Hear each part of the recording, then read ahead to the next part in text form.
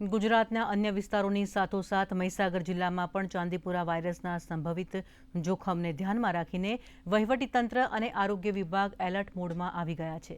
ચાંદીપુરા વાયરસના સંક્રમણને અટકાવવા અને કોઈ શંકાસ્પદ કે પોઝિટિવ દર્દી સામે આવે તો તેને તાત્કાલિક શ્રેષ્ઠ સારવાર મળી રહે તે માટે જિલ્લાની જનરલ હોસ્પિટલ ખાતે તમામ આગોતરી તૈયારીઓ કરી લેવામાં આવી છે.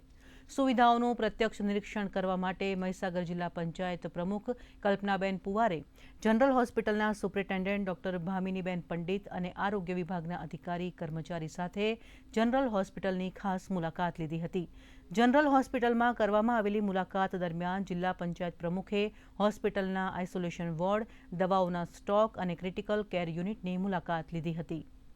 ચાંદીપુરમનો કોઈ પેશન્ટ આવે છે તો એના માટે ટ્રીટમેન્ટ કઈ રીતની થાય છે અને એના માટે કેટલી ગંભીરતાથી ટીમ કામ કરી રહી છે અને ભામિની મેડમ સાથે વાત કરી અને બધી જ માહિતી પણ લીધી કઈ રીતે થાય છે, શું થાય છે. હું આપ સૌને એક અપીલ કરું કે સ્વચ્છતા જાળવો, સુસજ્જતા જાળવો અને કોઈ પણ તમને શરદી, ઉધરસ, તાવ કંઈ પણ થાય છે તો એને નાનામાં ના ગણશો કે ઘરેથી આ દવા લઉં છું મટી જશે એવું ન વિચારો. સૌથી પહેલા હોસ્પિટલની મુલાકાત લો અને એના દવા પણ લો અને જેથી કરીને આપણને સાચું સચોટ નિદાન મળી રહે.